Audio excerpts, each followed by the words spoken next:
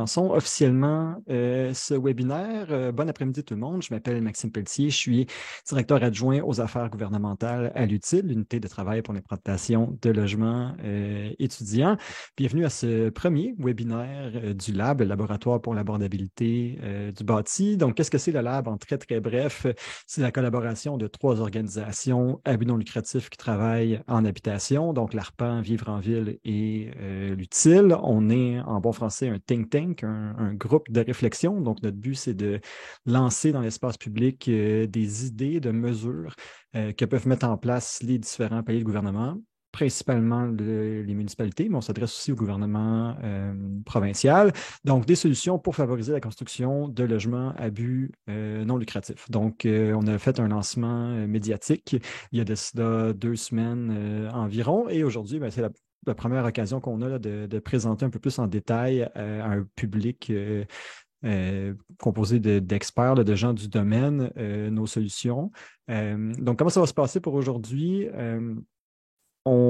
D'abord, c'est enregistré, donc je tiens à vous dire que tout ce que sera dit aujourd'hui sera éternellement sauvegardé, mais aussi que ce sera possible de regarder le webinaire en rediffusion, de l'envoyer à vos collègues ou à toute personne qui vous croyez bénéficierait de le voir. Donc, on va d'abord présenter les organisations qui font partie du Lab. Ensuite, on va faire une petite mise en contexte de pourquoi on pense que c'est important de favoriser le logement à but non lucratif, expliquer un peu c'est quoi les paramètres de la structure de coût d'un projet de logement à but non lucratif, qu'est-ce qui influence tout ça, puis c'est quoi les différents leviers qu'on a pour agir sur l'abordabilité des logements et la viabilité des projets. Puis après ça, on va présenter nos 7 premières idées, puis il y aura une période de questions après chacune des idées. Donc, si vous avez des questions durant le webinaire, vous pouvez utiliser la petite fonction, le Q&A, questions et réponses dans Zoom pour nous poser vos questions par écrit. Puis, à la fin de la présentation de chacune des idées, on va prendre un moment pour répondre aux questions qui ont été envoyées dans le chat. Dépendamment du nombre de questions qu'il y aura, ça devrait durer entre 60 et 90 minutes pour tout ça. Donc voilà pour les petits commentaires logistiques. Donc sur ça, je vais tout de suite inviter nos panélistes à se présenter et à présenter l'organisation qu'ils représentent, en commençant par Mathieu.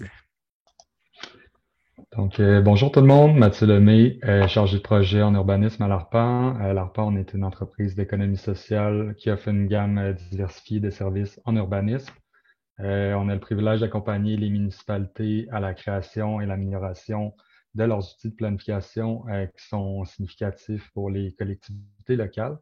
On constate à travers nos récents mandats municipaux certaines urgences d'agir et une difficulté d'accroître l'accès à des logements à but non lucratifs qui sont abordables, durables et qui sont aussi adaptés aux besoins de la population. Donc, c'est pour ça, on est très heureux là, d'avoir l'opportunité de participer avec Vivre en ville, avec l'utile aussi à ce groupe de réflexion qui arrive à point dans le contexte de crise de logement qu'on vit présentement. Donc, il y a ma collègue Florence Clermont qui va se joindre à nous vers 15h30 si le webinaire n'est pas terminé. Donc, merci. Merci Mathieu. Laurent Lévesque. Bonjour tout le monde. Moi, je suis directeur général, cofondateur de l'Utile. Nous, on est un développeur immobilier de logements à but non lucratif. Ce qu'on contribue à l'approche du lab, c'est beaucoup de notre expérience de développeur qui a déjà des projets réalisés ou en réalisation de plus de 600 logements dans 3 villes au Québec, et des milliers d'autres logements en développement dans plusieurs villes. En ce moment, on est implanté dans à peu près 4 villes au Québec. Donc, on a cette vision-là. Puis on a dans notre équipe de développement, là, vu qu'on réalise nos projets à l'interne, plusieurs urbanistes aussi qui ont cette expérience-là de travailler avec les différentes villes. Mais évidemment, juste, je tiens à le nommer, c'est sûr que pour nous, la participation au lab, ça s'inscrit dans l'avancement des conditions de réalisation du logement à but non lucratif en général. Et on n'est vraiment pas du tout ici pour parler de logement étudiant, même si c'est aussi un des dossiers que porte l'utile. Merci Laurent. Puis finalement, Adam, je t'inviterai à te présenter, puis tu peux tout de suite sauter dans le vif du sujet après ça. Fantastique. Donc, Adam Mongrain, directeur habitation à Vivre en Ville. Vivre en Ville, c'est un organisme d'intérêt public qui a été fondé en 1996, donc on est en opération depuis plus de 25 ans. La mission de Vivre en Ville, c'est de favoriser la construction, le maintien et la multiplication des collectivités viables, donc essentiellement des ensembles régionaux au service de la population qui n'hypothèquent pas les ressources naturelles ou les ressources sociales ou financières dont tout le monde dépend. Puis la raison pour laquelle Vivre en Ville s'est joint au projet du Lab, c'est que depuis 2020, on a un volet habitation qui est principalement préoccupé par les frontières invisibles des collectivités viables. C'est souvent représenté par les prix. L'intervention de Vivre en Ville, puis la mission de Vivre en Ville, c'est de permettre à toute la population de profiter de milieux de vie complets. Puis si les prix explosent aux endroits où est-ce qu'on améliore le plus la qualité du cadre bâti ou la qualité de l'aménagement en faveur de la lutte au changement climatique, bien, par la force des choses, une majorité de la population, en tout cas une partie importante de la population, ne pourra pas profiter des interventions qui améliorent la qualité de vie en urbanisme, en aménagement du territoire, en système nourricier de proximité. Donc, à cet égard-là, une des propositions fortes de notre document sur l'habitation, porte ouverte, était de se doter d'un apport structurant en habitation à but non lucratif. Puis le Lab s'inscrit dans cette initiative-là, essayer de donner des outils au secteur à but non lucratif pour qu'il joue un rôle structurant dans le marché résidentiel en général, et puis dans les collectivités viables en particulier. À cet égard-là, je passerai à la prochaine diapositive. Je vais donner un peu le contexte de pourquoi est-ce que le Lab, en général, positionne le logement à but non lucratif comme un apport essentiel pour améliorer les conditions de vie de l'ensemble de la population au Québec. Il y a certaines choses qui sont relativement évidentes, dont on a beaucoup parlé dans le passé. Les OBNL, évidemment, c'est un véhicule super cohérent pour s'assurer qu'on est en mesure de desservir des populations nécessiteuses qui ont des besoins impérieux en logement, parce que des logements à but non lucratif, c'est évidemment plus cohérent comme mécanisme pour loger une population, par exemple, qui est à faible revenu ou qui a des besoins particuliers, que de compter sur le marché privé qui doit attendre un retour sur investissement pour répondre à ces besoins-là. Donc, d'avoir un parc à but non lucratif abondant, ça permet de desservir certaines clientèles qui pourraient être négligées par le marché privé. Comme les prix seront dynamiquement ajustés dans le marché d'habitation, comme les gens ils sont mobiles entre plusieurs unités résidentielles, entre plusieurs maisons, plusieurs condos, d'avoir un parc à but non lucratif abondant, ça a également un effet de ralentissement sur l'ensemble des prix par rebondissement. Donc, d'avoir un apport structurant, ça permet d'apaiser le marché en général en retirant un maximum d'unités d'une logique spéculative, puis en aurait une contre-offre qui va être intéressante pour les consommateurs. Puis, le dernier point, puis c'est peut-être celui sur lequel le Lab veut se distinguer, c'est que d'avoir des outils qui favorisent le logement à but non lucratif, mais ça permet de maximiser l'efficacité des investissements publics. Puis, on est de ceux qui croient que les investissements publics en habitation devraient être énormes. Les besoins sont là, puis le public a certainement un apport à jouer, mais on a également une préoccupation à propos de la vélocité puis de l'efficacité de ces investissements-là, puis on pense qu'on est en mesure de modifier les conditions de réalisation du logement à but non lucratif en faveur de meilleures retombées pour la population. À cet égard-là, je passerai à la prochaine diapositive. Ce que vous voyez à l'écran, c'est une représentation très stylisée, mais quand même plausible, raisonnable de comment les projets en immobilier s'est développé. Tout ce qu'il y a à gauche de l'écran, c'est les intrants, donc qu'est-ce que ça coûte faire un projet. Puis à droite, on a comment est-ce qu'on paye essentiellement ces coûts-là, donc les coûts de développement qui sont représentés grossièrement par coût du terrain, coût accessoire, coût essentiel, font l'objet la plupart du temps d'un financement à dette, à crédit, puis ensuite des frais de gestion de développement de projet, des frais de gestion de propriété. Puis, ce qui va payer tout ce financement-là, qui a servi lui-même à payer tous les coûts de développement, ben c'est dans le marché conventionnel les loyers. Donc, les loyers ou le prix de vente doit être en mesure d'essuyer toutes les dépenses qui sont représentées par les colonnes vertes et les colonnes jaunes. Un avantage extrêmement intéressant du secteur à but non lucratif, c'est que ce que vous voyez qui est assuré en haut des loyers est identifié du profit. quand on travaille en secteur à but non lucratif, on n'a pas besoin d'anticiper, par exemple, un retour sur investissement pour le promoteur ou le constructeur parce qu'on est capable essentiellement de réaliser un projet avec aucun profit anticipé, ce qui nous permet de réaliser des projets qui vont voir le jour à meilleur coût. Donc, juste sans autre modification, d'aller vers le secteur à but lucratif, ça promet un coût unitaire qui est plus bas. Mais on n'a pas besoin de se satisfaire de ça dans notre intervention pour appeler le secteur à but non lucratif à jouer un rôle plus structurant. On peut également travailler sur les intrants, donc sur la colonne en vert. Notre proposition, en fait, c'est que bien sûr, le financement pour le secteur à but non lucratif est extrêmement important, puis qu'on a besoin de ces unités-là, puis c'est une manière cohérente de répondre à nos besoins collectifs en habitation, mais qu'à dessein de permettre au secteur à but non lucratif de jouer un rôle plus important dans le marché en général, on peut travailler sur les coûts. Donc, coût du terrain, coût accessoire et coût essentiel pour s'assurer que le financement, donc la bande jaune que vous voyez au milieu du graphique en ce moment, donne des meilleurs résultats.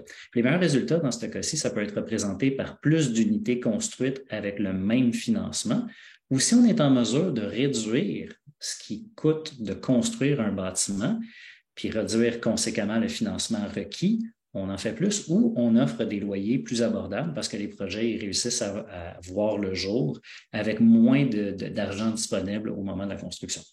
Pour agir sur tous les fronts-là, le Lab veut mettre au service des municipalités, de tout gouvernement intéressé, une série de mesures qui sont essentiellement des manières d'attaquer le problème à la source, d'aller essayer d'avoir un impact sur les coûts de développement qui doivent être financés autant dans le privé que dans le public pour qu'un projet voit le jour.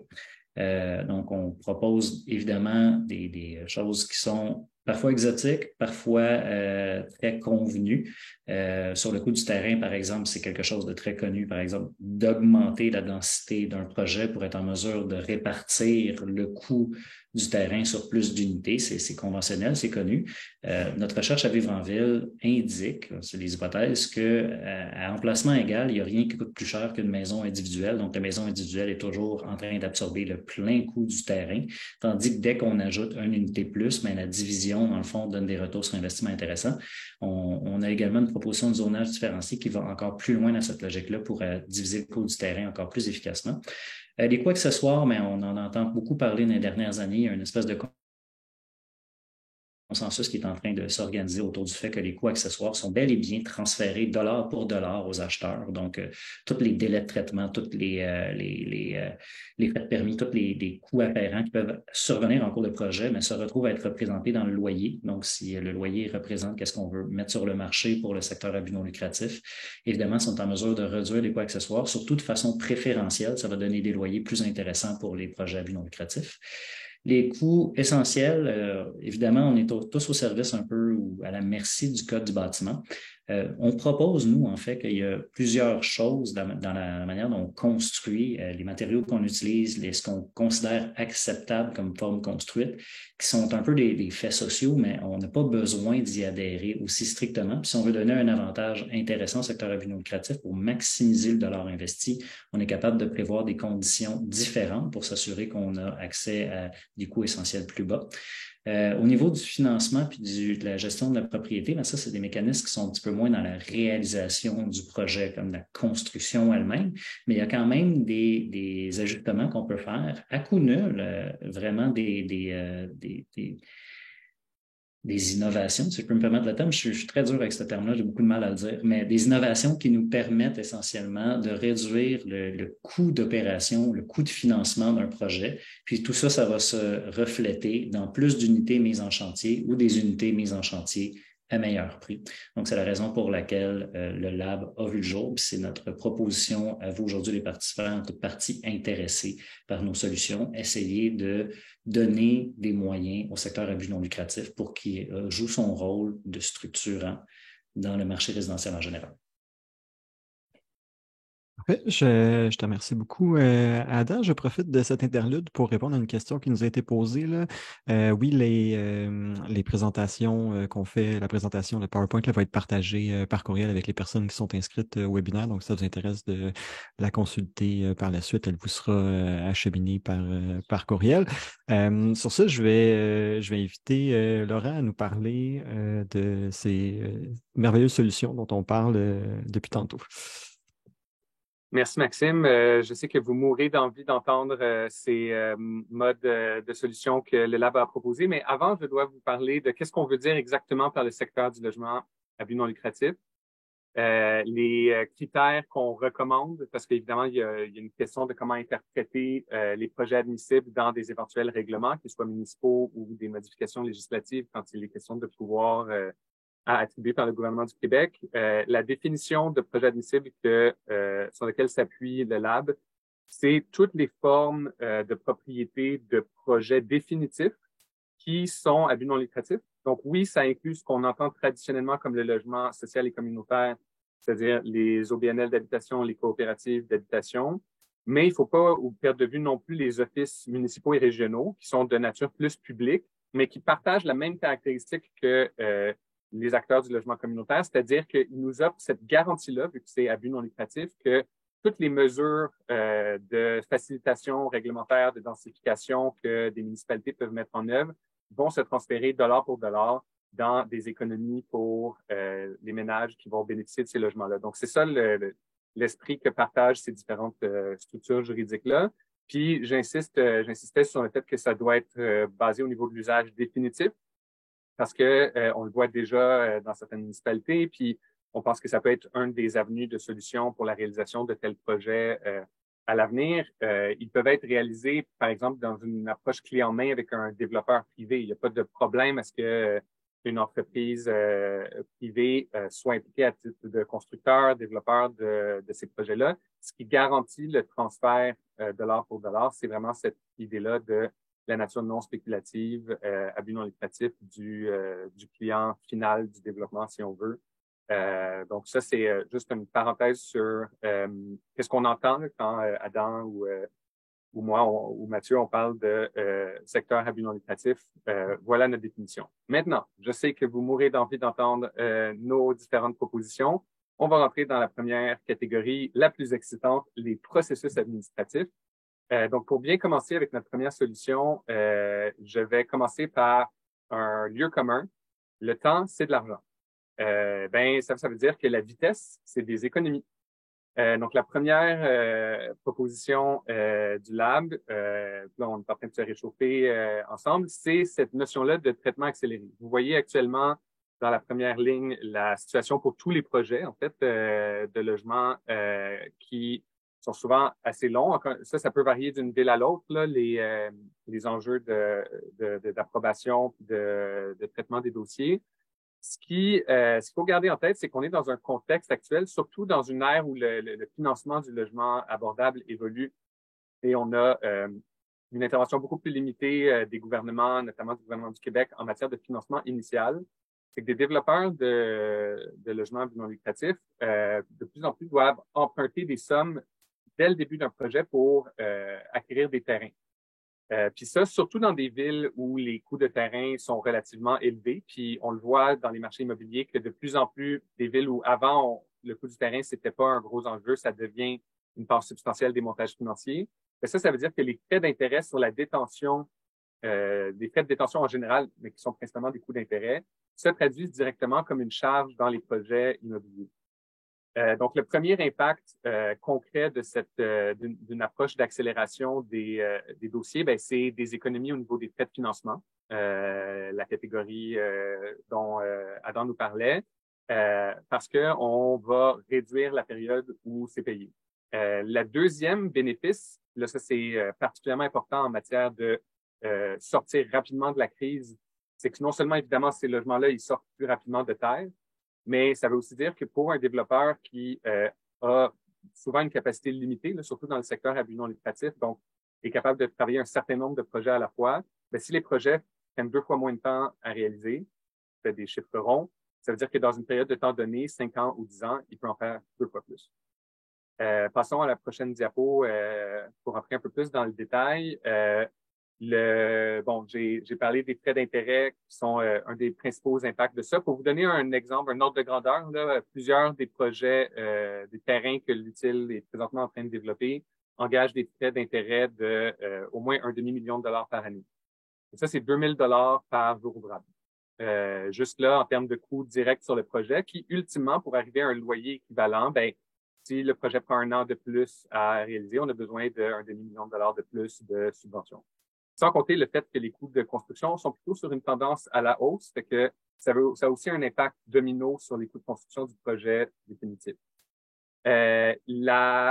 La proposition d'approche, puis là, évidemment, on se base sur une hypothèse que les municipalités ont des ressources limitées. C'est sûr qu'il n'y a rien de mal à accélérer tous les projets immobiliers parce que ça a le même bénéfice de réaliser plus de projets. Mais dans un objectif de aligner les appareils municipaux avec les projets qui ont le plus d'impact sur la sortie de crise, non seulement maintenant, mais durable en habitation, ce qu'on recommande, c'est de assurer une prise en charge immédiate et accélérée des projets de logement à but non lucratif, puis de mettre en place des normes de traitement qui sont différenciées essentiellement, donc qui permettent d'avoir un accès direct à un traitement et une remise en haut de la pile systématique des projets à but non lucratif dans toutes les étapes de l'analyse, que ce soit par des services connexes, que ce soit par les comités consultatifs d'urbanisme, par exemple, pour les projets qui seraient assujettis à des règlements discrétionnaires.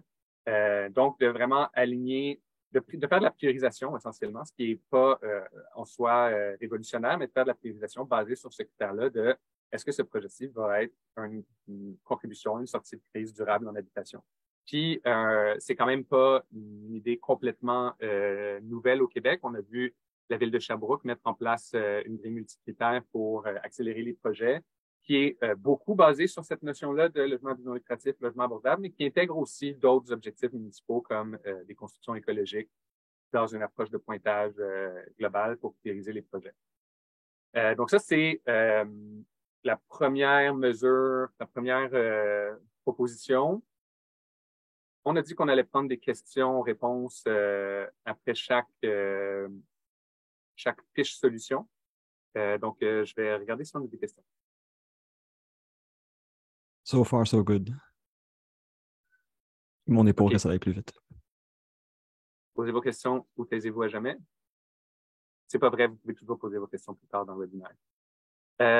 Parfait. Bon, ben, on peut passer à notre deuxième proposition qui est aussi, là, encore une fois, on est vraiment dans les approches de processus municipaux.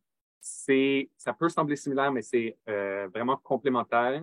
Un des autres défis des projets immobiliers en général, mais qui sont particulièrement difficiles pour des projets innovants, qui sont souvent le cas des projets non lucratifs, c'est de faire l'arrimage entre différents départements qui sont concernés par des réalisations des projets, des départements au sein des municipalités, qui parfois opèrent dans des logiques très différentes et surtout qui sont très loin, on est dans les généralités, on s'entend que c'est très différent d'une municipalité à l'autre, mais qui, en général, ne sont pas, mettons, également associés aux priorités municipales en matière de logement abordable à but non lucratif.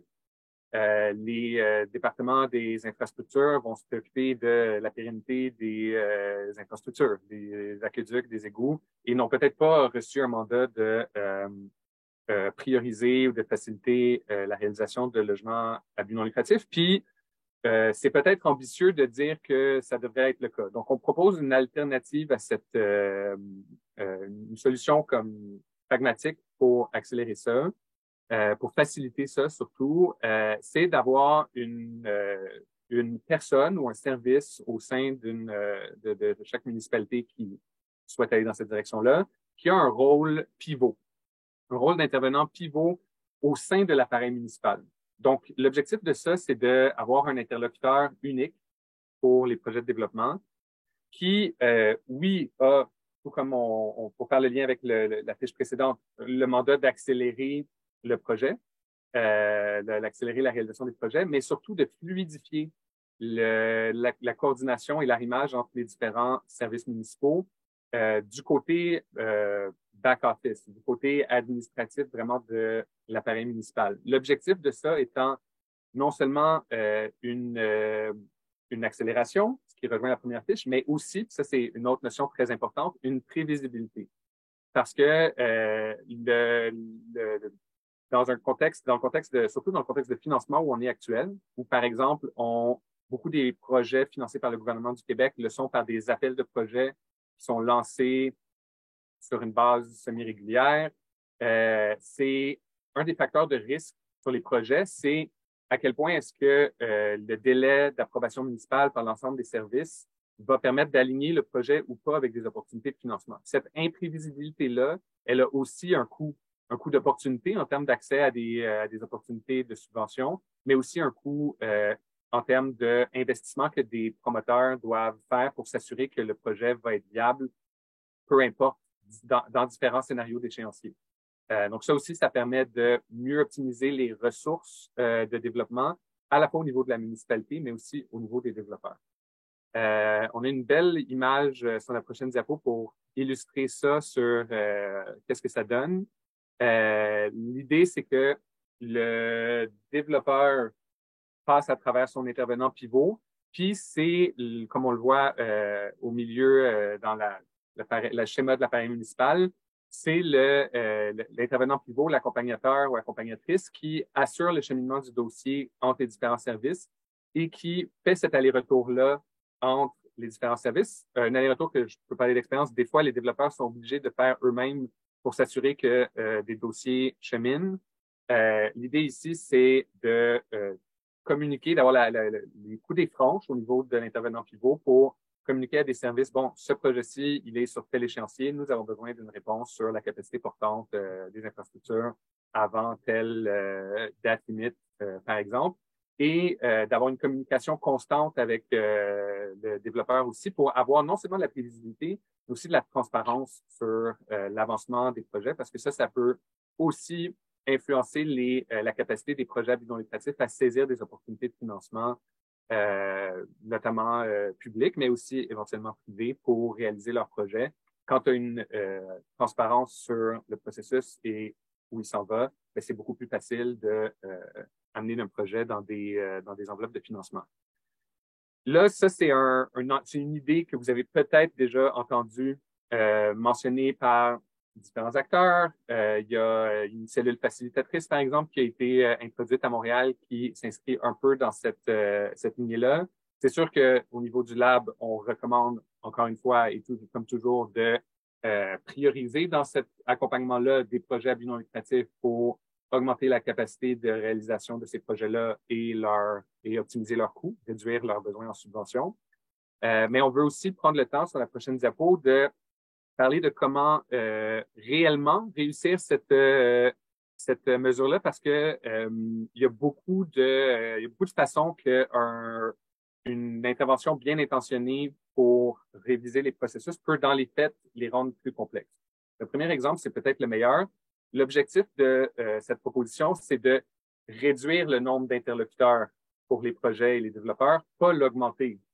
Il faut que ça soit vraiment un interlocuteur unique qui, lui ou elle, fait le pont entre les différents intervenants de la ville, pas un intervenant supplémentaire qui après devient juste la ligne de service à la clientèle, qui après redirige vers d'autres départements et qui ne fait que rajouter une étape de plus. Donc ça, c'est très important. Le deuxième aspect qui est important, c'est que on doit avoir, au niveau de cette ressource ou ce service-là, une responsabilité de faciliter, puis les coups des franches, comme je le mentionnais, pour mobiliser des ressources internes. Donc, il faut vraiment que ça soit arrimé aux priorités, aux objectifs municipaux pour pouvoir amener les autres départements et services en mode solution. C'est vraiment ça l'objectif de cette proposition-ci. Il faut aussi, évidemment, parler de transparence, une visibilité de la part de cette personne ou cette équipe-là sur l'état d'avancement des différents dossiers au niveau des différents services. Si je reviens en arrière, pour préciser aussi le rôle de facilitateur, ça implique de pouvoir faire cheminer un projet en parallèle dans différents services. Il y a certaines municipalités qui fonctionnent en approche linéaire, on comprend pourquoi. L'objectif de ça, c'est de s'assurer qu'un projet se rend à l'analyse d'un service seulement quand il a passé des étapes préalables conditionnelles à sa réalisation. Donc, l'objectif, c'est de ne pas travailler pour rien. Je pense qu'on peut dire dans le contexte actuel que tout le monde travaille à ce que tous les projets de logement à but non lucratif voient le jour et voient le jour le plus vite possible. Je pense que ça peut justifier une révision des processus pour rentrer en mode parallèle, donc de faire des analyses en parallèle de différents départements, bien coordonnées, surtout lorsqu'elles ont un impact l'une sur l'autre. Ça, c'est des implications là-dessus aussi. Mais c'est très important, cette notion-là de analyse parallèle pour réduire les délais puis avoir cette prévisibilité-là sur les échéanciers. Je reviens à la 4e condition gagnante. Un des objectifs de ça aussi, c'est d'amener là, évidemment, on parle d'intention. Après, il y a à chaque ville d'interpréter ça à sa manière, mais d'amener ça dans une logique de service client. Comme certaines villes, certaines municipalités adoptent déjà une approche au niveau du développement économique, c'est moins usuel au niveau des processus d'urbanisme, mais on a vu, par exemple, à Québec, des fonctions d'accompagnateur de projets immobiliers justement être inscrites dans une logique de développement économique, donc dans une logique de service client, accompagnement, facilitation. On peut reproduire cette même logique-là dans les services d'urbanisme très certainement, mais l'idée, c'est vraiment d'avoir cette vision-là de, une fois qu'on a pris un engagement sur l'échéancier, par exemple, ou sur le cheminement en parallèle, c'est parce que la ville a l'intention de le respecter. Un des conditions aussi qui est essentielle pour être capable d'avoir cette vision 360, parce que là, on parle de faire un arrimage entre différents services qui ont différentes réalités techniques, différentes dimensions, disciplines là, au niveau que ce soit mobilité, infrastructure, services techniques, etc. C'est important que les intervenants pivots, les accompagnateurs aient une maîtrise minimale de ces dossiers-là à l'interne et du processus de développement immobilier de l'autre. Donc, ça, on a vu des municipalités commencer à embaucher des gens qui avaient travaillé en développement immobilier auparavant pour amener cette expertise-là à l'interne. Je pense que ça, c'est clairement une étape nécessaire pour que les municipalités maîtrisent ces dossiers-là et s'assurent aussi de réellement mettre en œuvre des conditions qui ont un impact réel sur les projets et un impact réel sur leur abordabilité. Parce que sans ce volet-là d'expertise, il y a aussi un risque pour les municipalités de revoir complètement leur processus et de ne pas arriver à leur fin lorsque le nouveau processus est mis en œuvre. Puis finalement, l'objectif, évidemment, c'est d'augmenter la capacité des services à traiter ces projets-là puis à les accélérer. Nous, ce qu'on recommande, c'est que si un rôle ou une fonction d'accompagnement est mise en œuvre, que ce soit une fonction dédiée et non pas une fonction supplémentaire qu'on ajoute à des ressources qui sont déjà parfois surchargées. Évidemment, avec le ralentissement des mises en chantier en ce moment, on peut espérer qu'il y a un petit peu de capacité qui se dégage dans les services d'urbanisme, mais on présume que c'est une situation temporaire.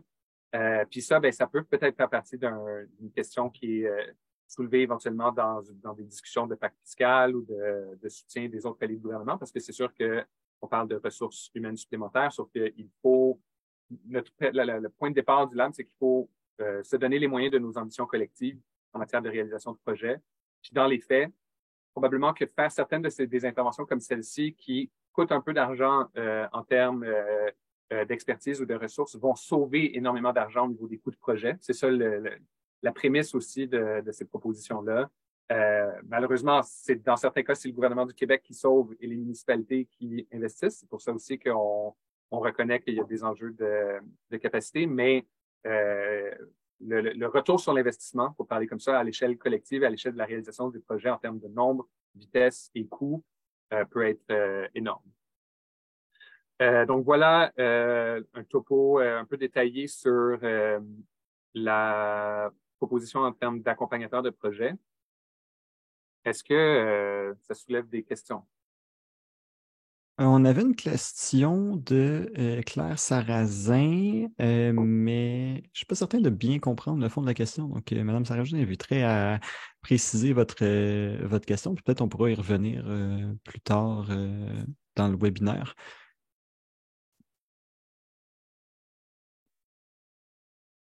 Puis sur ça, on peut Je poursuivre vois avec aussi un la troisième commentaire, mesure. un correctif que là maintenant à Québec, en fait, les accompagnateurs de projets relèvent du service de planification et de l'aménagement du territoire. Donc, merci à M. Rochette pour le correctif.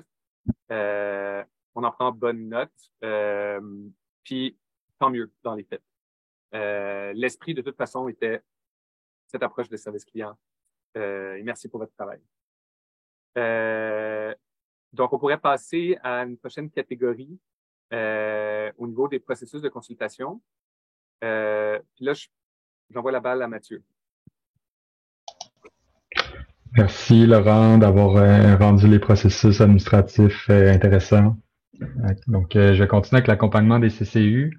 Dans toutes les municipalités, il y a un comité consultatif d'urbanisme, aussi appelé CCU, qui est formé pour étudier l'intégration de certains types de projets qui sont assujettis à une évaluation discrétionnaire et fournir un avis favorable ou défavorable au conseil municipal. Donc, son rôle est extrêmement important. Le comité consultatif d'urbanisme se trouve à faire une évaluation qualitative des projets à l'égard des critères relatifs à l'architecture, l'aménagement des terrains, les espaces de circulation, de stationnement, etc. Et puis le comité doit faire différents arbitrages entre des valeurs retrouvées dans la réglementation municipale. Il doit trouver un équilibre justement entre l'abordabilité d'un projet, mais des considérations aussi qui sont liées à la qualité des aménagements et de son architecture. Donc, pour assurer la pleine réalisation des projets de logement à but non lucratif, c'est essentiel que le CCU soit informé justement des enjeux spécifiques que vivent les OBNL dans la réalisation de leurs projets, puis de l'impact aussi des demandes, des suggestions du CCU sur l'abordabilité et la durabilité des projets d'OBNL qui vont voir le jour. Donc, à titre d'exemple, il arrive que le CCU suggère des matériaux de façade, des types d'ouverture ou d'autres modifications qui nécessitent de retourner une fois ou même plusieurs fois à la table à dessin. Ça peut avoir des conséquences importantes sur la réalisation des projets à but non lucratif, donc augmentation des coûts de construction, des délais encore supplémentaires avant l'émission du permis définitif. Puis un développeur à but non lucratif, ben ça peut pas justement absorber les effets d'une augmentation des coûts de développement ou de construction à travers ses prix de vente. Comme on l'a vu tantôt, là, ne dégage pas de profit de son projet. On peut peut-être changer la diapositive, s'il vous plaît, merci. Donc, il y a plusieurs éléments dans la loi sur l'aménagement et l'urbanisme qui permettraient d'outiller davantage les CCU dans l'évaluation des projets immobiliers à but non lucratif. Premièrement, on retrouve dans l'article 148 de la loi sur l'aménagement et l'urbanisme prévoit qu'un conseil municipal peut voter et mettre à la disposition du comité des sommes d'argent dont il a besoin pour l'accomplissement de ses fonctions. Donc, des sommes devraient ainsi être dédiées à la formation des membres du CCU relativement à différents impératifs de réalisation de projets de logement à but non lucratif, notamment ce qui a trait au montage financier, justement, l'arbitrage entre des objectifs et critères d'évaluation et l'abordabilité des projets. Donc, c'est un mécanisme, un pouvoir qui permettrait d'aller chercher des petites sommes d'argent pour aider le CCU dans l'accomplissement de ses fonctions. Sinon, on a l'article 147, alinéa 2 de la loi sur l'aménagement et l'urbanisme qui annonce qu'un conseil peut adjoindre au comité des personnes dont le service peuvent lui être nécessaires pour s'acquitter de ses fonctions. Donc, dans cette lignée-là, on suggérerait qu'il y ait des acteurs experts qui sont impliqués dans la réalisation de projets à but non lucratif qui devraient accompagner le CCU aux besoins dans le cadre de l'évaluation discrétionnaire de projets à but non lucratif. Donc, ce serait une aide ponctuelle qui pourrait être là lorsqu'ils doivent analyser un projet de logement à but non lucratif, une assistance professionnelle pour le CCU à différents moments ponctuels. Donc, les éventuelles formations ou encore l'attribution du rôle d'expert, c'est utile seulement dans la mesure où le plan d'urbanisme, les règlements discrétionnaires de la municipalité reconnaissent le logement à but non lucratif comme une priorité. Autrement dit, il faut s'assurer de retrouver des objectifs favorisant l'abordabilité de l'offre résidentielle puis des critères d'évaluation qui s'y rattachent pour que le CCU puisse considérer l'abordabilité des projets dans son évaluation. Donc, je suis allé peut-être très rapidement pour ma fiche, mais je ne sais pas s'il y a des questions dans la salle? Laurent, tu peux peut-être répondre à la question sur la fiche précédente en attendant de voir si on en a sur les CCU. Oui, bien sûr. Donc, on a reçu une question comme Maxime le mentionnait, de Claire Sarrazin, à savoir est-ce que la personne pivot, pour revenir sur l'accompagnateur, pourrait être du côté des projets. Donc, avoir cette expertise d'accompagnement des porteurs de projets, mais à l'emploi des développeurs au BNL, coopératives, plutôt qu'à la municipalité, par exemple. Ma réponse à ça, ce serait que ça, c'est déjà la situation actuelle. Dans le sens que dans certaines municipalités, je ne veux nommer personne, rassurez-vous, où la culture des services municipaux est relativement par silo, c'est déjà un peu le développeur qui doit, le porteur de projet qui doit trouver, OK, où est-ce que ça bloque? Est-ce qu'on est rendu au service de l'eau? Est-ce que les études techniques ont été réalisées? Puis des fois, euh, coordonner ces services-là, mais dans cette situation-là, on n'arrive pas à réunir toutes les conditions gagnantes dont on parlait dans la fiche. Par exemple, un acteur externe à la municipalité n'a absolument pas une visibilité réelle là-dessus sur où en sont réellement les projets. C'est des bribes d'informations qui doivent être obtenues. Il n'a pas non plus le mandat de donner des instructions ou des échelles de priorité à des projets auprès des différents services. Donc, c'est sûr que pour des acteurs en réalisation de projet, il y a un enjeu que peut-être qui est un peu, que vous faites allusion dans votre question, et que c'est sûr que ça accélère aussi les projets, que l'acteur de développement à but non lucratif ait une expertise pour comprendre l'appareil municipal. Ça, je pense qu'on peut dire que c'est vrai, c'est bénéfique, puis ça pourrait éventuellement être une fonction qu'on veut renforcer ou qu'on reconnaît, mais là, ici, on parle au niveau du lab, on s'intéresse vraiment plus au levier des municipalités, puis c'est donc l'inverse, c'est de dire, ben, les municipalités aussi gagnent à mieux comprendre la réalité puis les enjeux d'accompagnement des projets à but non lucratif. Donc, la réponse, c'est oui, les deux sont pertinents, mais les municipalités disposent de leviers beaucoup plus directs là, au niveau de l'accélération des projets puis de l'arrimage entre les différents départements. En espérant que ça réponde à la question. J'ai une autre question sur la personne accompagnatrice de M. Rayburn. La personne accompagnatrice pourrait-elle agir de manière optimale si elle agit au niveau de la MRC comme agent de développement, par exemple au service des municipalités qui la composent, notamment dans un cas de municipalité de petite taille, semi-rurale, main-d'œuvre en urbanisme réduit? C'est une très bonne piste de réflexion. C'est sûr qu'au niveau des ressources, comme vous le mentionnez, la mutualisation de ressources, elle est essentielle. Puis honnêtement, on fait référence dans cette fiche-là à des municipalités où les équipes peuvent être assez éclatées, qu'il y a des enjeux de coopération interdépartementale, ce qui est souvent pas le cas dans les municipalités de petite taille. Donc oui, c'est pas les mêmes défis, puis donc je pense que ce serait une bonne idée que des municipalités puissent partager ces ressources-là. Par contre, le défi là qu'il faut s'assurer de pas échapper au niveau des conditions optimales, c'est que le devoir de subsidiarité entre les MRC puis les municipalités fait que généralement, un employé du MRC peut pas trop dire au service technique d'une municipalité comment faire sa job. Donc, il faut s'assurer qu'on a vraiment un engagement des municipalités participantes à cette solution-là pour mettre en œuvre les fonctions d'accompagnement et qu'on n'est pas en train d'arriver à la fausse bonne idée d'ajouter juste un interlocuteur supplémentaire qui est un chien dans les jeux de quilles. Donc, ça fait le tour pour accompagnateur et on a un commentaire pour le dossier des CCU à ton bénéfice, Mathieu. Je peux la lire. Donc, ce n'est pas une question, mais plutôt une suggestion. Il faudrait approcher l'AQU et les autres organisations qui offrent actuellement de la formation destinée aux membres du CCU pour les encourager à proposer un volet spécifique aux enjeux décrits par Mathieu. Donc, excellent commentaire. Merci, Sophie.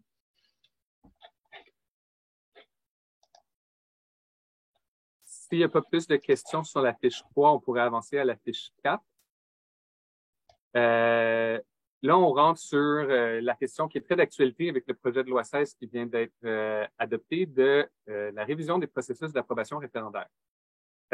On le sait, c'est pas un secret. De manière générale, le phénomène du dans ma cour nuit à la réalisation de certains projets et particulièrement, surtout lorsqu'il est question de logements à but non lucratif, abordables ou voire carrément de logements sociaux, certains préjugés peuvent générer des frictions ou des résistances supplémentaires. D'ailleurs, la loi reconnaît déjà cette situation-là au niveau de l'article 123.1 qui prévoit déjà que certains projets d'habitation sociale ou de personnes ayant besoin d'aide, de protection, de soins ou d'hébergement soient soustraits à des recours référendaires.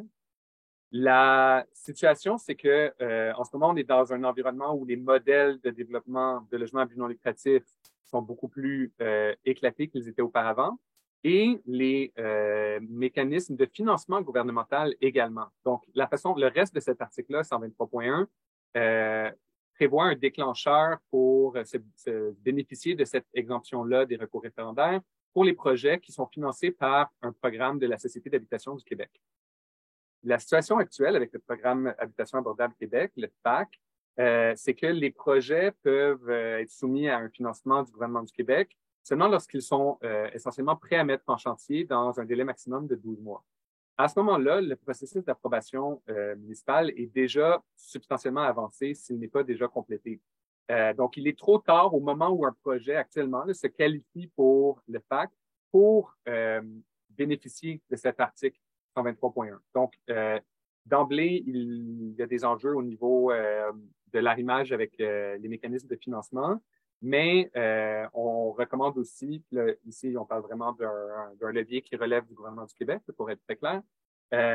On pense vraiment que on gagnerait comme société à clarifier et modifier les critères là-dessus pour que tous les projets de logement à but non lucratif, donc tous ceux qui bénéficient à la collectivité et qui favorisent cette sortie de crise durable en habitation, soient accélérés et exemptés ces recours-là. C'est sûr que ça reste que c'est une décision municipale. C'est pas, il reste un levier municipal de interpréter et de de faire passer des projets, de les soumettre dans ce processus d'approbation-là. Donc, ça reste un pouvoir municipal, mais que un amendement à la LAU, la Loi sur l'aménagement et l'urbanisme, pourrait favoriser. En ce moment, on a déjà vu là, dans le projet de loi 16 que je mentionnais une évolution au niveau des exemptions au niveau des recours référendaires pour des projets de densification mineure. En soi, c'est intéressant. Mais on a en fait déjà soumis cette idée-là au projet de loi 16 dans une logique d'amendement d'élargir l'article 123.1. C'était pas recevable à ce moment-là, mais on sait qu'il y a un nouveau projet de loi en habitation qui s'en vient. C'est quelque chose qu'on a l'intention au niveau du lab et des membres de tenter de faire valoir à ce moment-là, parce que ça reste une modification relativement mineure qui aurait un impact quand même substantiel sur les éléments dont je parlais plus tôt, de délai, parce que ça crée des délais, ces risques-là, et d'imprévisibilité des projets.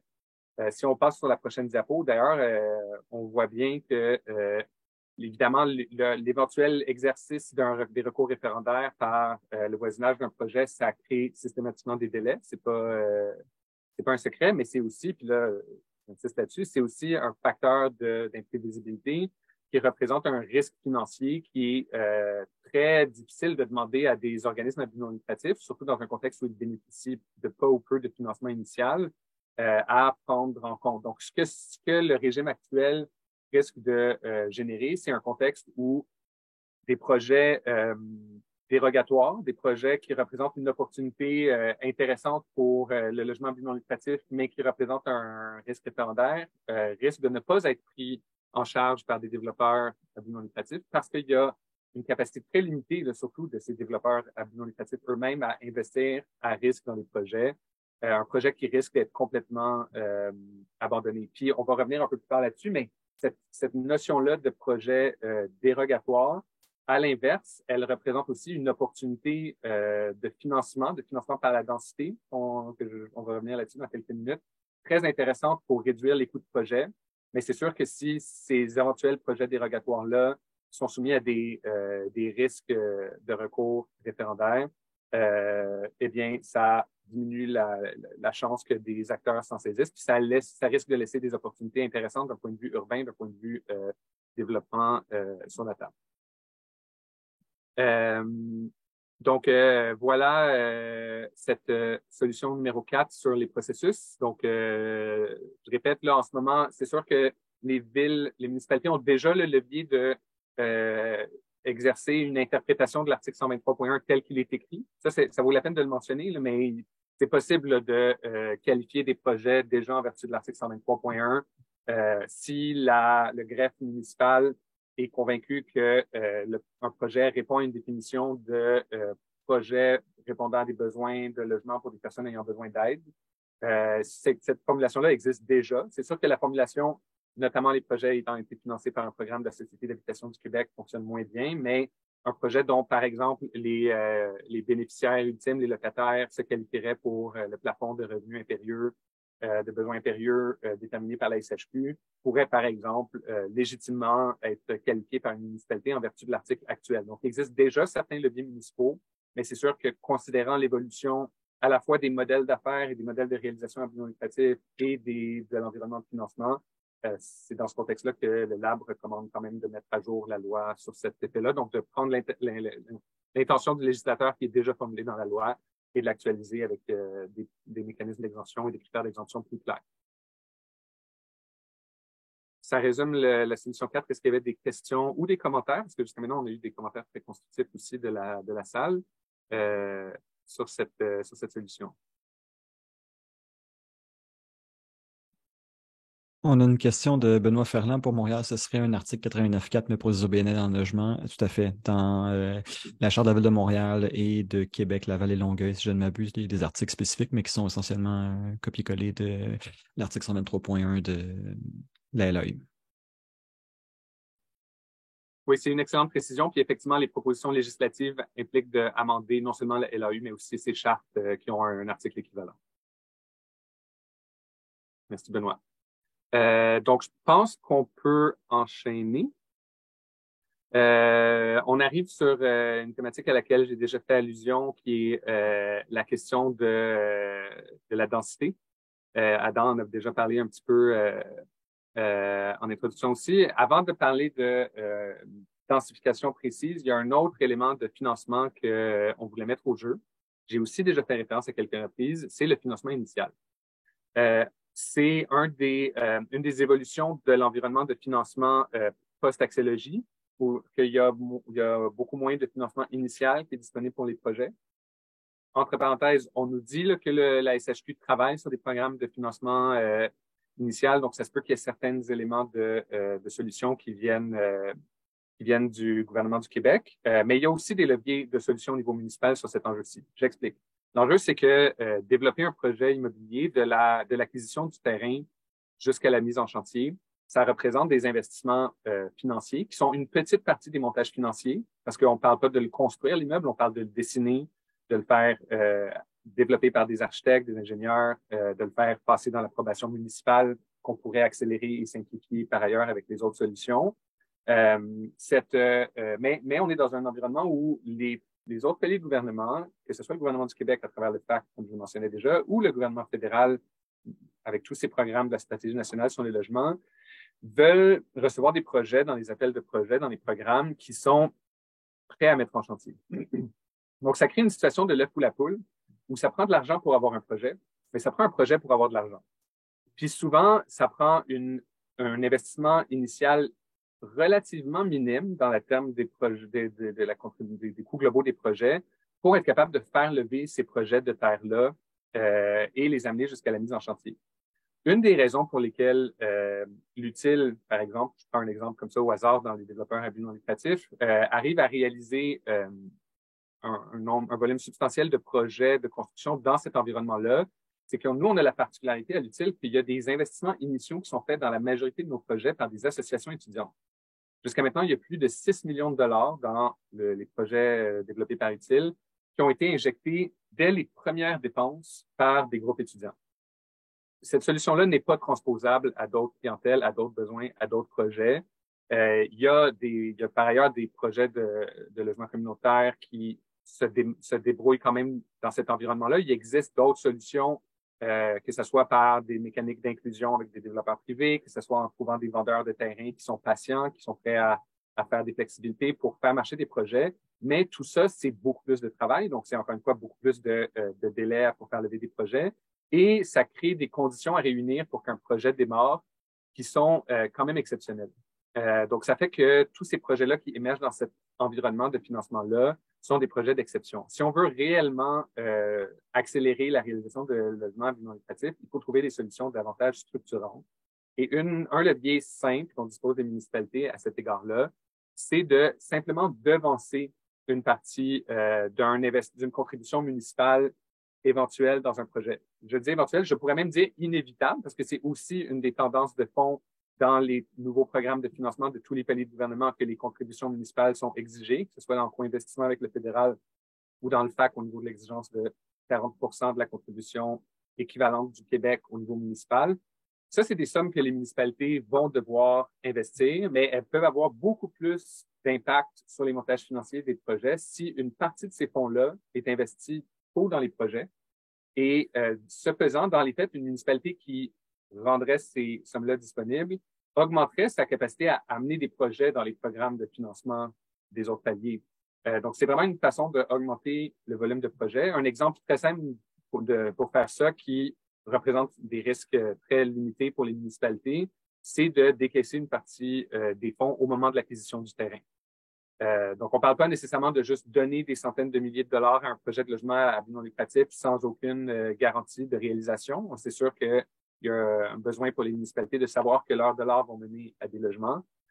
Mais à partir du moment où un terrain est acquis, ben ça, c'est un projet qui démarre, puis ça donne aussi un actif sur lequel asseoir cette subvention-là, qui donc est tangible. Et donc, c'est vraiment un projet tangible à ce moment-là, mais c'est aussi le moment où le développeur à but non lucratif commence à engager des dépenses de réalisation de projet.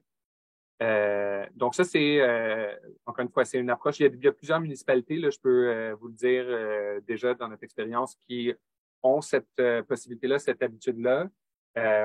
Ça dépend d'une volonté politique, ça dépend aussi d'une collaboration des services entre eux, parce que évidemment, c'est des questions qui touchent des approches de finances, des questions de disponibilité de fonds. Bon, tout ça, c'est connexe, mais le message important ici, c'est que souvent au début des projets, pour financer un projet global au niveau de la construction, souvent les montants sont en millions de dollars.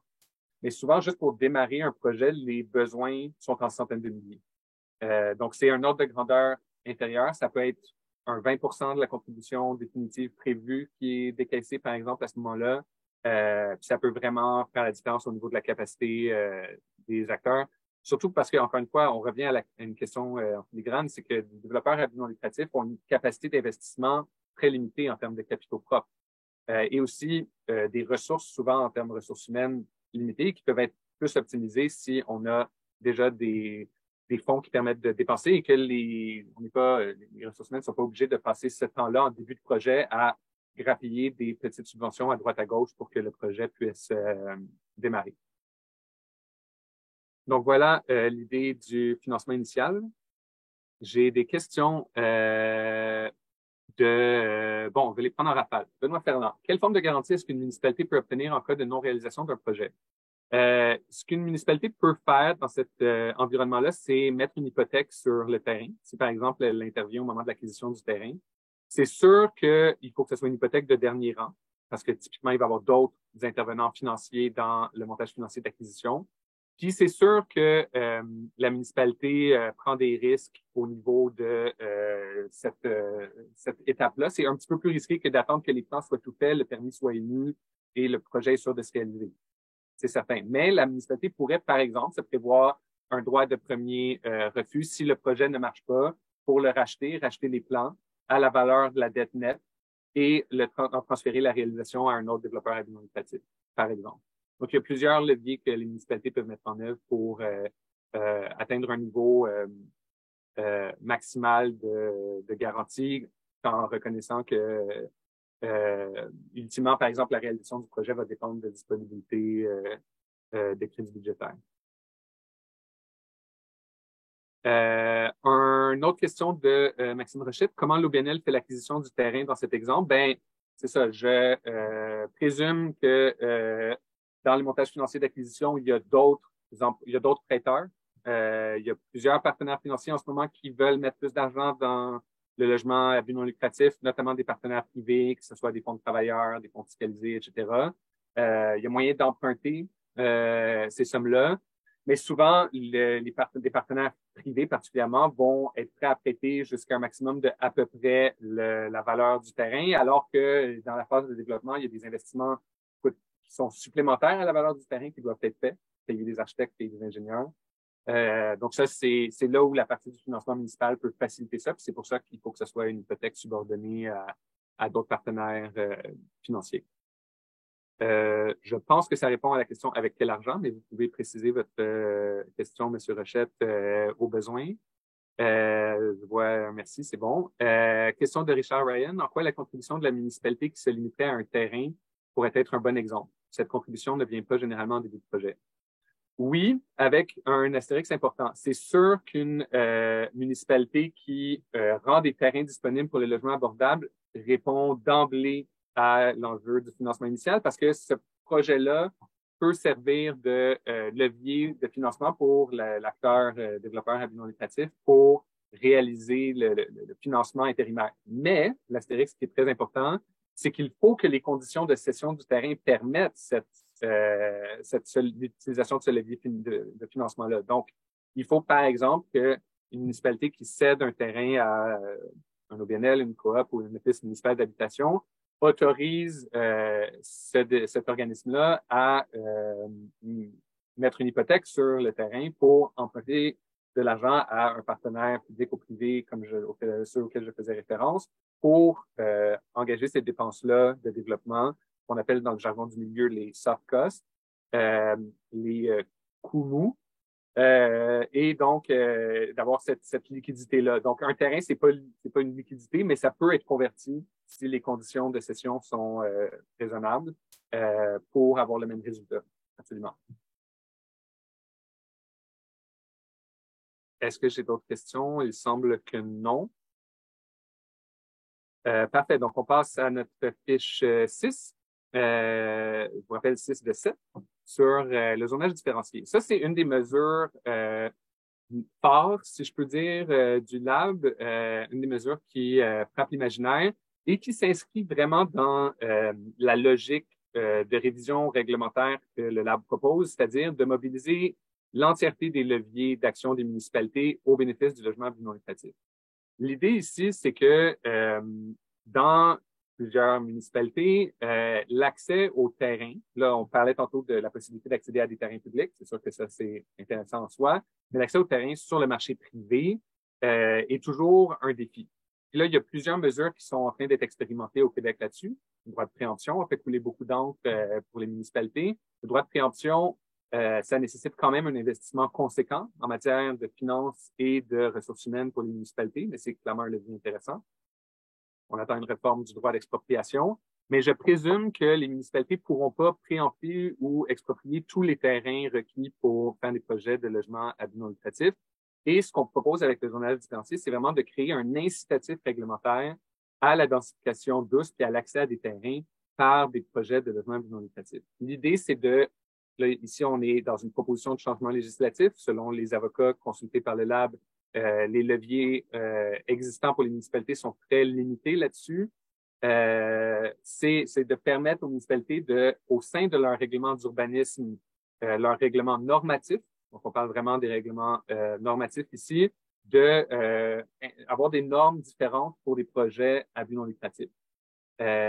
L'idée ici, c'est de donner un incitatif en termes de réalisation de projets, de nombre de logements sur un terrain donné pour des projets à but non lucratif, pour que dans cette compétition-là pour les terrains, les projets à but non lucratif aient un léger avantage qui rééquilibre le rapport de force et augmente les chances que les projets puissent être réalisés par des projets de logement à but non lucratif.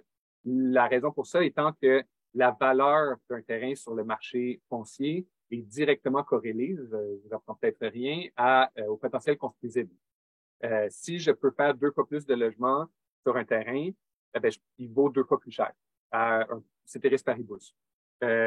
si un développeur à but non lucratif peut faire plus de logements, l'effet sur la valeur est beaucoup moindre parce que tous les développeurs à but non lucratif vont avoir comme objectif de garder ces logements-là abordables. Donc, s'ils peuvent faire de 2 fois plus, c'est un peu intense, mais s'ils peuvent faire plus de logements, ils vont plutôt s'en servir pour réinvestir ça dans le projet. Donc, oui, ils pourraient offrir un petit peu plus pour acheter le terrain. C'est ça qui donne le edge, l'avantage sur le marché immobilier, mais aussi la densité supplémentaire se traduit dans des économies pour le projet.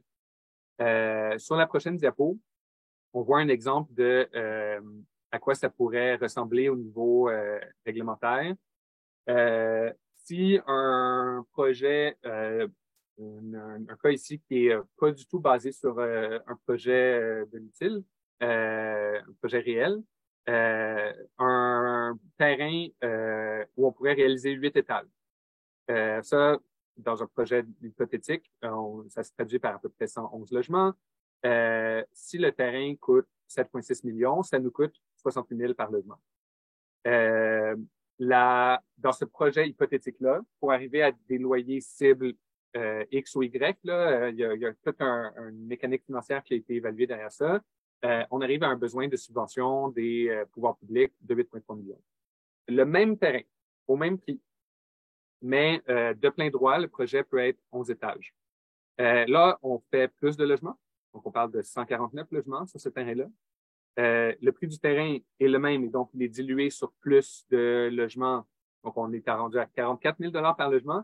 Et avec le même loyer résultant, la subvention par logement devient inférieure parce que on a cette économie-là sur le terrain. Et même, dans certains cas, mais ça dépend un peu comme plus tôt, ça dépend de la proportion du coût du projet qui est le coût du terrain. Dans certains cas, ça peut même réduire le montant de subvention requis pour l'entièreté du projet. Donc ici, si on compare les deux colonnes, on a fait d'une pierre 3 coups. On a plus de logements, on a un coût de terrain qui est inférieur par logement et on a une subvention globale totale pour le projet qui est inférieure. Donc ça, c'est un des leviers les plus importants en termes de dégagement d'économie.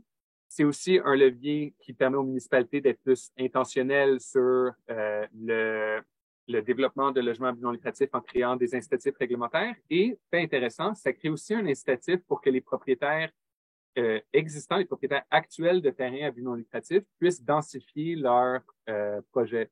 Des inspirations de cette proposition-là, c'est un règlement qui a été mis en place à Vancouver, le zonage différencié, qui s'inscrit réellement dans cet esprit-là. Pour vous donner un peu de détails, c'est un règlement qui s'applique dans plusieurs zones qui sont zonées 3 ou 4 étages, qui autorise d'emblée, en normatif, donc en plein droit, des projets de 6 étages pour les propriétaires à but non lucratif. Donc ça, pour eux, c'est non seulement une façon d'encourager la réalisation de plus d'unités de logement abordables à but non lucratif, mais aussi d'encourager les propriétaires existants à densifier leur terrain, vu qu'ils ont une prévisibilité réglementaire là-dessus. C'est une idée qui circule depuis un certain temps au Québec, l'idée du zonage différencié. Sur la prochaine diapo, je pense qu'on peut voir une comparaison avec le zonage incitatif. Donc, on a parlé récemment dans le projet de loi 16. C'est pas la même chose. Ça, je tiens à le préciser. On a un logique dans le zonage incitatif qui est un pouvoir qui a été accordé là, dans le projet de loi 16 qui a été adopté. Une possibilité pour les municipalités de entrer dans un processus discrétionnaire. Ça, c'est la première distinction importante à des projets qui comprennent une part de logements abordables, familiaux et ou sociaux. Donc, l'idée ici, c'est que ça doit être une entente de gré à gré avec des développeurs et en tout cas, dans la façon dont c'est formulé, l'idée, c'est de faire une insertion minime, ou en tout cas modeste, ou en tout cas minoritaire, de logements abordables. Abordable, encore une fois, ici, on n'a pas la définition de c'est quoi la durée, donc on n'est pas non plus dans une logique de nécessairement incitatif pour le à but non lucratif. Et ben les développeurs qui vont avoir le choix entre se saisir ou non de cet incitatif-là vont nécessairement choisir l'option qui est la plus rentable. Donc, ça ne mène pas nécessairement à une réduction des subventions pour des projets à but non lucratif. Ceci dit, une des recommandations qu'on peut faire pour des municipalités qui voudraient commencer à se saisir du zonage incitatif sans attendre une modification législative pour avoir un vrai pouvoir de zonage différencié, c'est d'utiliser la mécanique de zonage incitatif pour des projets qui sont 100% abordables à but non lucratif.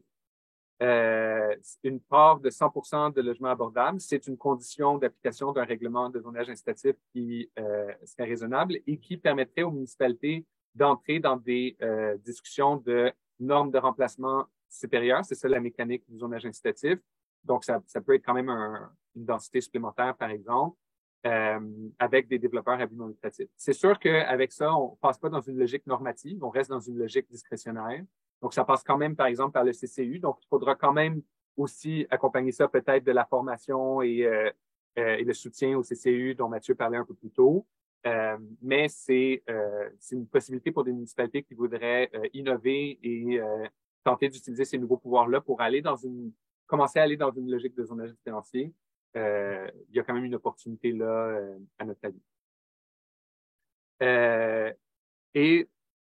Donc ici, on a une autre illustration pour répéter un peu cette mécanique-là dont je parlais de économie faisant office de subvention. Donc, l'économie qui est sauvée en termes de coût du terrain par logement, elle réduit d'autant la subvention requise. Puis ici aussi, là, je reviens sur un truc qu'on disait plus tôt, ça illustre aussi pourquoi la logique de mettre en place ces mesures-là pour le logement à but non lucratif. Parce que les développeurs à but non lucratif vont réinvestir entièrement cette économie-là dans leurs projets et réduire d'autant les subventions.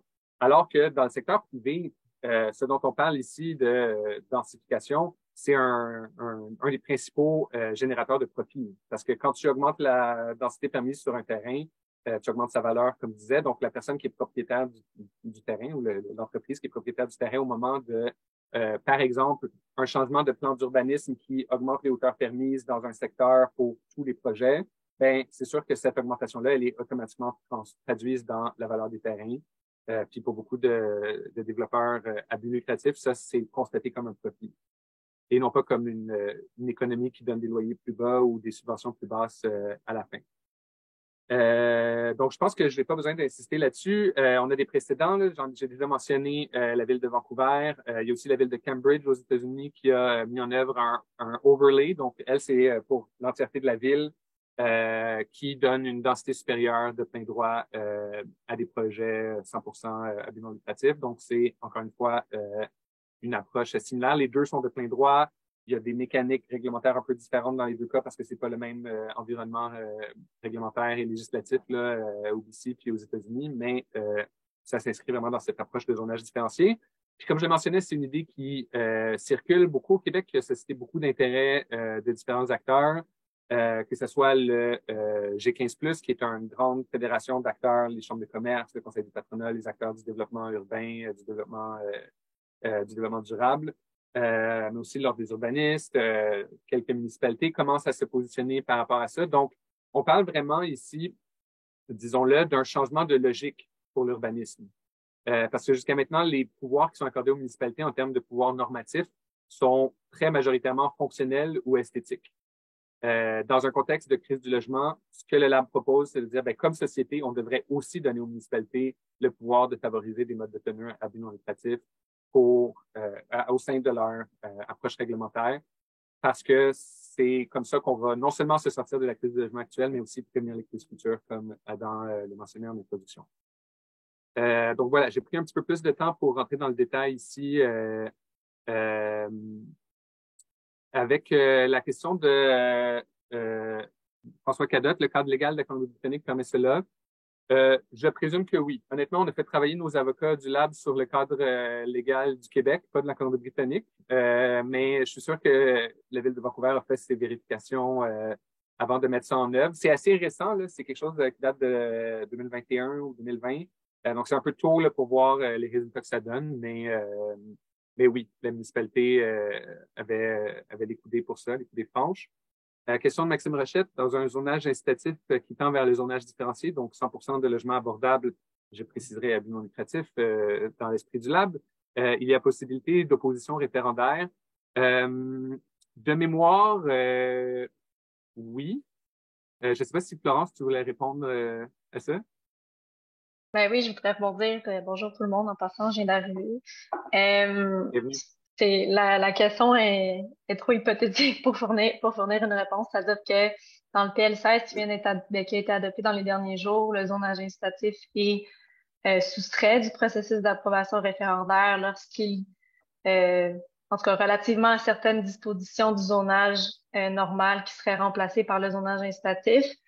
Mais comme là, la proposition qui est faite, ça serait de prévoir que le zonage incitatif dans les faits, pardon, concernerait que les projets de 100% abordables, ben, ça devient plus, en fait, le même article de loi, là. Donc, on pourrait pas dire qu'effectivement, c'est soustrait. Euh, donc, ça serait possible que non. Je pourrais pas donner une réponse 100% claire là-dessus. Ce qui est prévu dans le projet de loi, c'est l'exemption pour les 33 ou un étage supplémentaire. Je pense, l'esprit de la ministre, là, quand on l'a entendu intervenir là-dessus, c'était vraiment d'arrimer ces deux dispositions-là. Donc, on comprend qu'elle encourage les municipalités à mettre en place des normes de remplacement qui sont 33 supplémentaires. Comme ça, c'est exempté. Mais, comme dit Florence, au-delà de ça, c'est vraiment pas certain.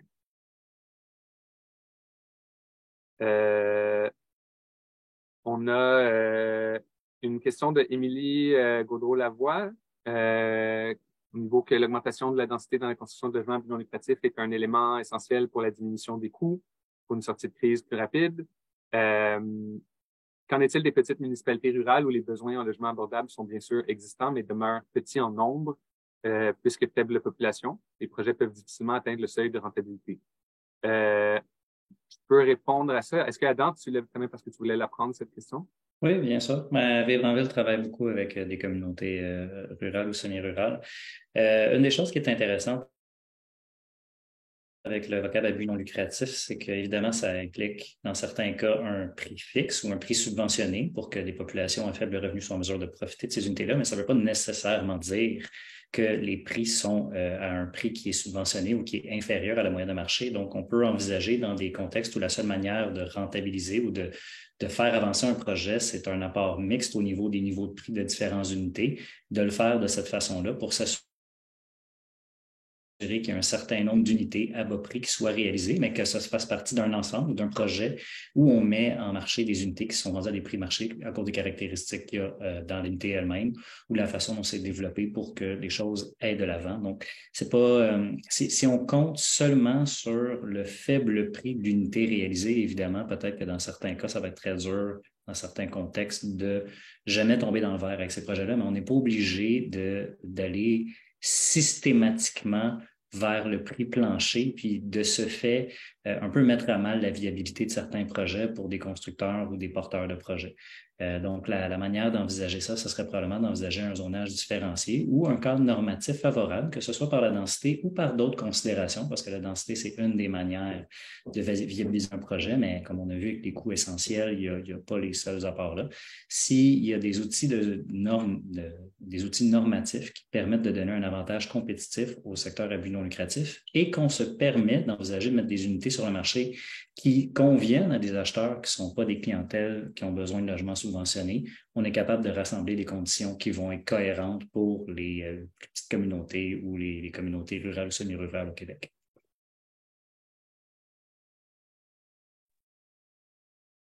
Merci, Adam. Je crois qu'on est prêt à passer sur la question du financement par la densité. Juste pour terminer, en fait, sur le zonage différencié, là, je parlais un peu plus tôt du projet de loi en habitation qui est attendu ce vendredi. Ça aussi, c'est une opportunité pour ramener cette proposition-là de zonage différencié. Donc, si vous allez faire des représentations au niveau du projet de loi, on peut vous encourager à reprendre cette idée. Il y a certainement déjà des acteurs de l'urbanisme et de l'habitation qui vont le faire. Pour terminer, là, on vient de parler d'un nouveau pouvoir réglementaire que les villes pourraient aller chercher pour faire du zonage différencié, mais dans les faits, la mécanique dont on parle à travers le zonage différencié que j'ai eu le temps de détailler au niveau de l'investissement, des économies en termes de densification dans le montage financier des projets, c'est déjà possible pour les municipalités de le faire quoique d'une approche moins structurante ou normative que dans le zonage différencié, en accordant projet par projet des densités supplémentaires des projets à but non lucratif. Typiquement, mécaniquement, ça passe par des approches de dérogation.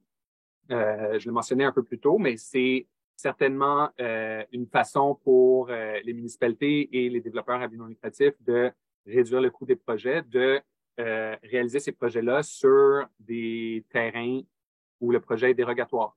Parce que typiquement, là, ça dépend du contexte de spéculation foncière ou autre, mais typiquement, sur un terrain qui, par exemple, ne permettrait pas la construction résidentielle, parce que la dérogation elle peut être au niveau de l'usage, ou qui permettrait un nombre d'étages très limité alors que le contexte urbain en justifierait davantage, ben, typiquement, la valeur du terrain ne va pas refléter complètement cette valeur-là au nombre d'étages supplémentaires ou au zonage habitation parce que il y a cette incertitude-là, ce risque-là sur est-ce que un projet dérogatoire serait réalisé.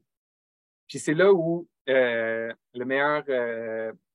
villes peuvent déjà en fait envoyer un signal disant ben nous sur un terrain donné par exemple ou dans un secteur donné des approches de dérogation on va être davantage favorables à des projets à but non lucratif ou uniquement. Nous par exemple à l'Utile on a été capable de mettre la main sur des projets sur des terrains dans différentes municipalités à une fraction de leur valeur parce que les municipalités, les arrondissements concernés avaient déjà indiqué être pas favorables à un développement immobilier sur ces sites-là à haute densité ou en zonage résidentiel, sauf si ça allait contribuer à la sortie de crise durable en habitation. Donc, d'envoyer des signaux comme ça peut apaiser la spéculation foncière sur des sites donnés. Ça peut aussi, sur l'autre morceau dont je parlais plutôt au niveau du risque perçu de l'approbation réglementaire. Ça peut aussi rassurer des développeurs à but non lucratif qui n'ont pas les reins financiers hyper solides pour faire de la spéculation immobilière à de considérer que le projet a des bonnes chances de se réaliser. Et ça permet, encore une fois, de encourager la réalisation de plus de projets, de plus de logements sur un site donné et de maximiser la contribution de chaque morceau parcellaire qui peut être identifié à cette sortie de crise-là. En maximisant le nombre d'unités livrées par projet. Évidemment, il faut que les projets soient de qualité, il faut qu'ils s'intègrent bien dans leur cadre bâti. Les processus dérogatoires prévoient déjà ces évaluations-là au niveau des règlements. C'est sûr que dans ces processus-là, les CCU ont un rôle important à jouer parce que on parle de dérogation, on parle de discrétionnaire, on parle donc de CCU. Donc, encore une fois, ces différentes solutions-là, comme vous voyez, elles se parlent entre elles. C'est sûr que on va pas vous dire il faut absolument faire les 7 d'un coup, sinon ça sert à rien. On peut les prendre une à la fois, on peut les combiner, mais elles sont complémentaires parce que elles travaillent ensemble en synergie pour maximiser les impacts sur les projets. Parce que ultimement, cette approche-là de financement par la densité, c'est elle aussi une de celles qui a le plus d'impact financier sur la réalisation des projets parce que ça fait encore une fois cette approche de une pierre trois coups dont je parlais à l'instant parce que ça augmente l'accès à des opportunités foncières, ça augmente le nombre d'unités livrées sur un terrain donné et ça réduit le coût par logement. Donc, on est vraiment dans une approche très structurante. Sur la prochaine diapo, on a ici aussi un beau diagramme qui illustre la situation. C'est sûr que si on se limite à la réglementation en vigueur sur un terrain donné, un terrain qui serait zoné résidentiel par ailleurs, dans certains cas, les projets peuvent être viables. En fait, dans les faits, c'est probablement la meilleure façon pour un développeur administratif de gérer son risque, c'est que il achète le terrain à la valeur au zonage actuel, le projet pourrait se réaliser. Mais à partir du moment où on autorise encore plus d'unités, ben on a cette pierre trois coups dont je parlais. En fait, ici, on rajoute même un autre coup que la pierre fait, qui est de densifier nos villes pour faire des milieux de vie durables, ce qui est aussi, évidemment, comme vous vous en doutez, une préoccupation du lab. Donc, je le reformule, le zonage différencié et le financement par la densité sont complémentaires. C'est deux façons complémentaires, mais distinctes d'arriver au même résultat et qui ont des impacts différents aussi sur les projets parce que le zonage différencié, en étant normatif et donc entièrement prévisible, a un impact supplémentaire pour faciliter l'accès à des terrains pour les OBNL parce que ça crée des incitatifs à ce niveau-là. Tandis qu'une fois qu'un terrain est acquis, ben, de rentrer dans un processus dérogatoire puis de modifier le cadre réglementaire sur le terrain, ben, ça peut améliorer le montage financier du projet. Donc voilà, je ne sais pas s'il y a des questions sur... on voit qu'on approche de la fin, donc je ne voulais pas m'éterniser sur ce point. On est dans les mêmes mécaniques financières que ce qu'on discutait déjà, donc j'ai l'impression que ça fait le tour. Maxime, on voit la balle. Oui.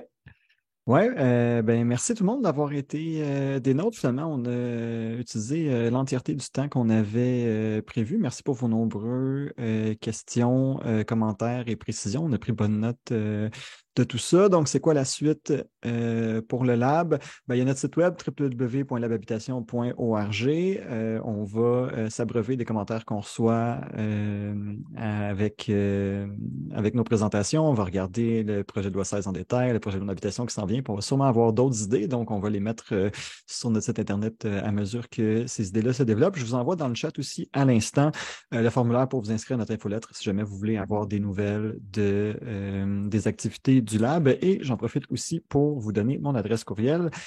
Si jamais vous souhaitez que des gens du lab fassent une présentation dans votre organisation, vous pouvez m'envoyer un courriel puis on va voir ce qui est possible de faire pour répandre la bonne nouvelle. Donc, voici ce qui conclut ce premier webinaire du Lab. Encore une fois, merci d'avoir été des nôtres et on vous souhaite une bonne fin de journée. Merci tout le monde. Bon après-midi.